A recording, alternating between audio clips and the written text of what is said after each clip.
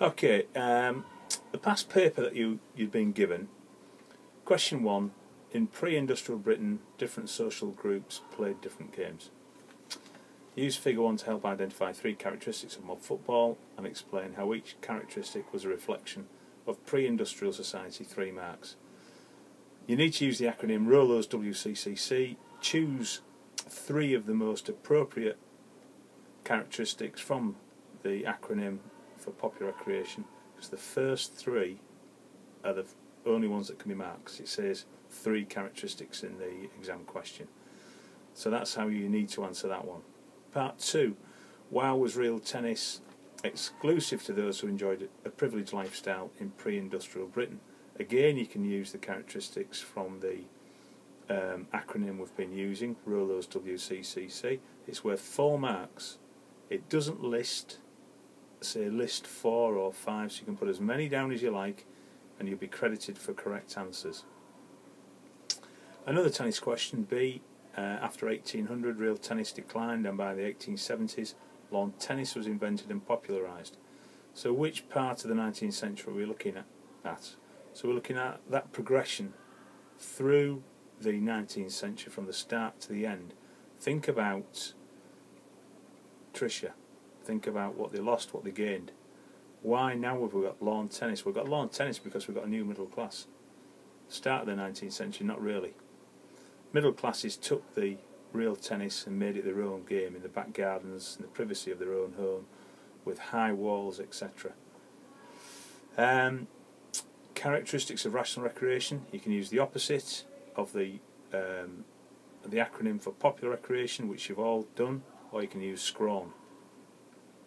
But in particular, why was it important in the development of sport for women? Well, because they could remain covered up, they could remain ladylike, they weren't going to sweat. It was a social occasion to meet partners. That's why we get the term partners. It was, as I said before, private, behind the gardens, behind the high hedges, so they would remain hidden from the working classes. And that's 6 marks. So you've got 2 characteristics worth 2, and then the explanation why it was important, why lawn tennis was important to the role of development of sport for women. So 2 and then 4. That's key to answering that particular question. That's a 6 total. C. A public school question. Games were a central feature of public schools in the second half of the 19th century. So think about where we are. We've gained our Tricia. We've got our time, rights, independence, space, health and acceptance. We've got the railways. So think about that. We've got more time. All those things are important.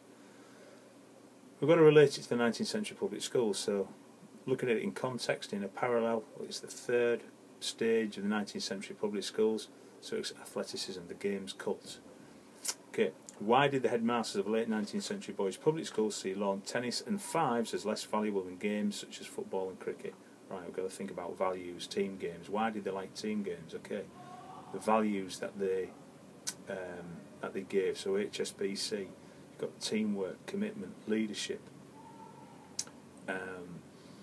Tennis took less space for us, only 2 or 4 boys. It wasn't seen as a manly game, it was seen as a girls' game. The space didn't take up large numbers of boys. It didn't encourage those characteristics that the 19th century enlightened head teachers wanted to see. So that's one of the reasons, or most of the reasons, why they saw it as less valuable.